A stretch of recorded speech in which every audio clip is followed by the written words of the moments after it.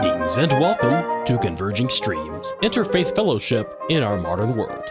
Our program is a production of the Muncie Interfaith Fellowship and the Unitarian Universalist Church of Muncie. This week's topic is Entering Fire Without Burning, or the Dangers of Spiritual Fire. Here's Reverend George Wolfe.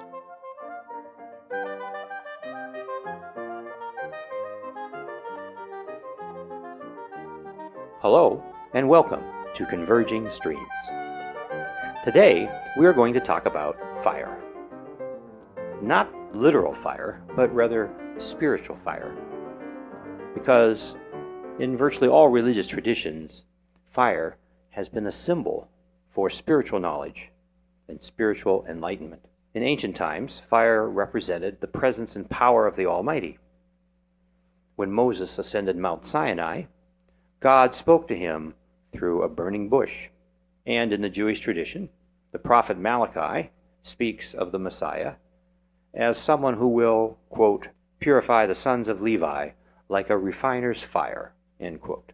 The Bhagavad Gita from the Hindu tradition attributes the power of fire to the yoga of knowledge, saying, nothing purifies like the fire of knowledge.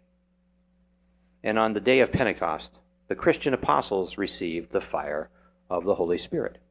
For millennia, fire was viewed as the transforming element whereby a substance, such as water, would change its form from solid to liquid to vapor, ultimately merging with the air.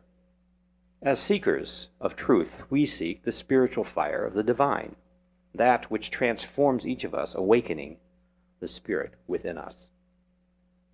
Now, while fire can have this positive benefit of awakening and empowering a person with spiritual vision, it also has dangers. Fire, of course, can also burn. Fire can cause great pain. It is often said that one needs a guide, a teacher, to help one avoid the pitfalls and to be able to reap the benefits of that spiritual vision and knowledge, which is a part of the spiritual quest. There is a story from Greek mythology which warns against the dangers of pursuing spiritual fire without the proper guidance of a teacher. And this particular myth, this particular story, is called the story of Icarus. Many of you may be familiar with the story of Icarus. He and his father were imprisoned on an island in a prison, and the son, Icarus, wanted very badly to escape from the prison, and so he collected large feathers from birds and made wings and used wax to hold the wings together and then attach them to his arms. It enabled him to fly. He then had the plan of flying to free himself from the prison and get to land. Now his father warned him against this, said it was too dangerous, but I guess being young and ambitious, he ignored his father's warning, and he took off flying from the prison. But in doing so, in the process, he flew too close to the sun, and the sun melted the wax which were holding the wings together on his arms, and thus Icarus fell from the sky into the ocean below and perished. Many people say that this is a myth which talks about an individual's quest to fly, humanity's desire to fly. But I think on a deeper level, it is really a story which warns against pursuing spiritual enlightenment or spiritual knowledge without the guidance of a teacher. For in this interpretation, the prison is the prison of ignorance, a person being in bondage to ignorance, and flying from the prison represents freedom or liberation. The father warning the son is the warning given to those who seek to pursue spiritual freedom without proper guidance. And Icarus flying too close to the sun symbolizing spiritual enlightenment, the source of spiritual fire, and flying too close to it thus fell into the path of danger, whereby his quest of flight was ruined, and he then fell into the ocean perishing below. Warning about the dangers of spiritual ascent without proper guidance. Now, how could such dangers exist? Well, there was a sage in India many years ago named Patanjali. And Patanjali wrote a text called the Yoga Sutras. And in the Yoga Sutras, he talks about the very deepest level of the mind. This is a level of the mind which he says only truth dawns on that level. The term often given to it in Sanskrit is called ritam. That level of the mind where only truth dawns. But in order to be at that level, one has to transcend all other levels of the mind, including the ego. The ability to benefit from the revelations and realizations that come from that deep level requires one to be in a state of egoless perception. Just prior to that level, however, just prior to that deep level of the mind, the ego is still awake. And on that level, when there is that subtle involvement of the ego with that deepest level on which only truth dawns, it becomes difficult for the disciple to discern between delusion and truth. It is in this state that the spiritual fire can burn us as well as enlighten us. And this is the teaching in the Yoga Sutras by Patanjali. The teacher, therefore, serves as a guide which helps the disciple discern between delusion and truth.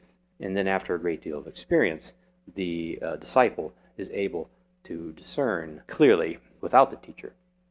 Now, there are several stories in various religious traditions which talk about people being placed in a position of fire and yet surviving it. There's a story, for example, in the Jewish tradition, in the book of Daniel, of three young men named Shadrach, Meshach, and Abednego. And they would not worship the gods that the king, Nebuchadnezzar, wanted them to worship. And as a punishment, he was going to throw them into the fiery furnace. And in doing so, he threw them into the furnace, and he looked into the furnace and he saw that they were not being harmed. That there was a fourth person in the furnace walking with them, one who, according to Nebuchadnezzar, had the appearance of one like the son of the gods. Well, he was astonished, and he brought them out of the furnace and found that they had not been burned by the fire because they had pursued and were following the true teaching, the true God. In the Zen Buddhist tradition, we have a story about fire, about a Zen master who says, "Where people of today dwell, I do not dwell.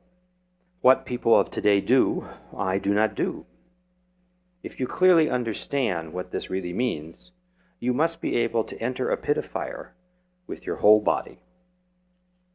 And then a second passage reads like this, from the Zen tradition: "All sages since remote antiquity have entered the pit of life and death, gone into the fire to help people out.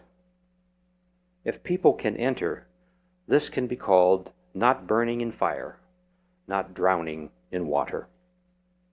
And of course, in the Christian tradition, it is the fire of enlightenment which is to come at the end of the age. And the guide for the Christian, of course, is Jesus Christ. History shows, however, that there are many examples of the tragedy of delusion from spiritual fire. And that's when you pursue it without proper guidance.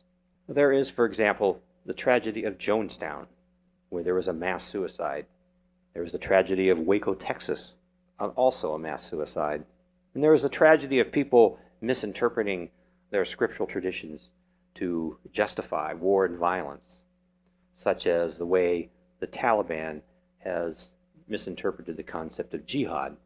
Jihad really meaning doing battle within, to purify oneself of the evil within. Several years ago, I was speaking at the House of the Redeemer in New York City, and someone asked me a question. They noticed that religion has what they called a dark side, that religion can have many wonderful benefits and can benefit the world and the communities in which people live, but also there are many tragedies which come from religious fervor. And he asked, how can we guard against this dark side of religion? And this is a very good question, because you see, anyone can say that they've received a revelation or a message from God. Anyone can say that they've had a realization of spiritual knowledge. Anyone can go around and say that they're enlightened. How do you know that it is valid? And so there are tests. Each religious tradition has a test which helps guard against this delusion. In a Jewish tradition, for example, it is said that a man cannot bear witness to himself. Now, this prevents a person who has had a profound spiritual realization from coming forth and claiming that they have had it themselves, because bearing witness to oneself is not allowed. A second passage reads, "The testimony of two men is true." Why? Because someone else has to bear testimony or has to bear witness to the revelatory experience that a person's had. And they bear witness and give testimony to that by observing the person's quality of life, by listening to the sage's teaching, and thereby concluding that it is profound enough so that they can be accredited with having had true spiritual vision. And it takes two people, not just one, to validate that type of spiritual knowledge and vision. In the Hindu tradition, in the Upanishads, there is a passage which reads, "Those who know do not say, those who say do not know." This prevents someone from saying that they've received some spiritual knowledge or enlightenment. By virtue of a person saying that, it indicates that they cannot be in a level of egolessness. There is a certain humility which goes along with the experience of the divine, such that one doesn't make claims or give credit to oneself. So it's a test. That's another test to determine whether or not a person has gained true spiritual vision and true spiritual knowledge, and thus is worthy of being followed. In the Christian tradition, in the Mennonite tradition, within Christianity, there is a threefold test which is used. And the first test is when a person has some revelatory experience, that it must be examined by the elders in the community. The elders in the community, the most experienced, wisest people within the church, have to consider what this experience was, and based on their experience over a lifetime, they can provide insight as to whether or not the experience may be valid. That's one prong of the test. The second prong of the test is that the experience does not contradict Scripture. And the third prong of the test is that it must survive the test of time. If there are resources necessary, whether it be financial or other types of support needed in order to bring about the manifestation and the fulfillment of the realization, then nature or God will provide that so that it will indeed bear fruit. That three-pronged test in the Mennonite tradition then provides a safeguard against delusion. Thus we have in each religious tradition ways of helping people to discern whether or not spiritual knowledge, spiritual vision, or spiritual enlightenment is valid. Ways which prevent a person from speaking out on their own, giving testimony to themselves, bearing witness to themselves, but rather relying on other people observing the quality of life of that person as being a true example of someone who's being led by the Spirit. This is George Wolfe for Converging Streams.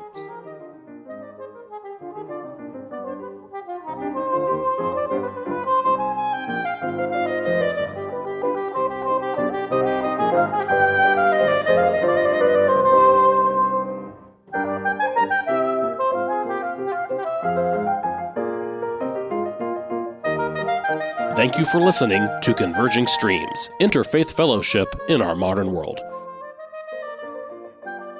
Our program is a production of the Muncie Interfaith Fellowship, with content and financial support from the Unitarian Universalist Church of Muncie and technical support from radio stations WCRD and Work FM. Most importantly, we thank you, our listeners and followers, for your support. To connect with Converging Streams, including listening to our entire catalog of past programs, getting our latest new content, and making your own contribution to this program, visit our website, convergingstreams.org. Converging Streams is produced by Tony Piazza, George Wolfe, and Thomas Perchlik. Thank you for listening and have a pleasant week.